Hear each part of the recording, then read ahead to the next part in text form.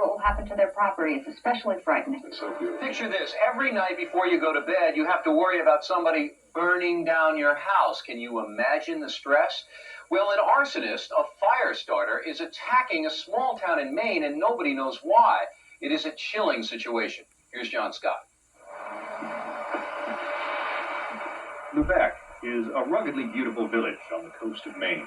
It is isolated, the country's easternmost town on the very edge of the United States. Its people are friendly and hardworking, but these days they are on edge as well. Your own next-door neighbor, your own family, you check everybody. I mean, we check ourselves in the fire department, and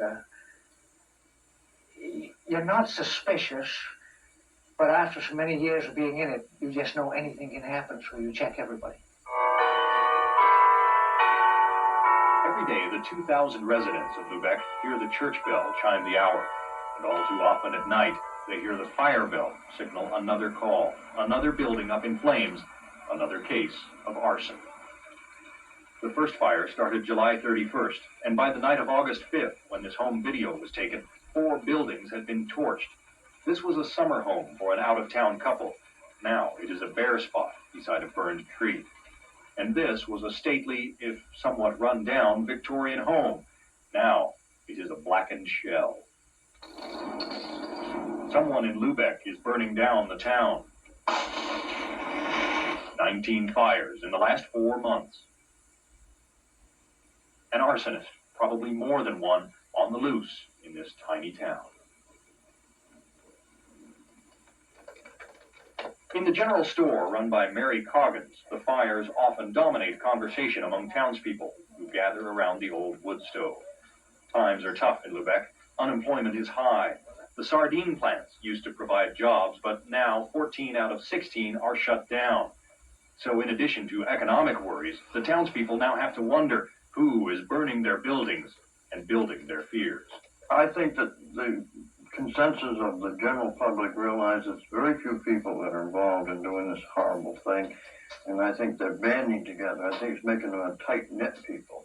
It's frightening. You don't know who it might be. Marilyn Curtis lives next door to what used to be the Disciples of Christ Church. It was built around the time of the Civil War. It burned down in minutes after the arsonist came calling October 22nd. When we first saw it, the flames were shooting right up, right across the front of the church, and they were going right up, right up through the roof. She took pictures as the end came for the old church where so many families had so many memories. I went to Sunday school and church, my parents, grandparents, and all their neighbors, their contemporaries, all their funerals were conducted from this little church. And of course, when we were kids, we had our Christmas concerts, and we're all...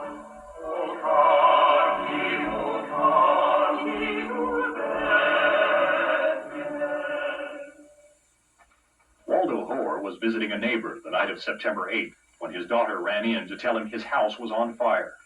Does it scare you to think that somebody that you know or may know is doing this?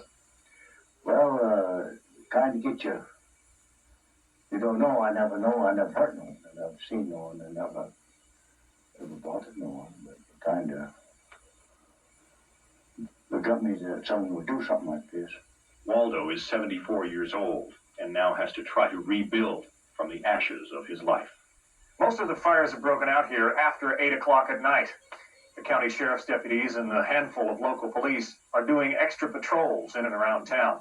Still, people are nervous. The level of anxiety goes up here after the sun goes down.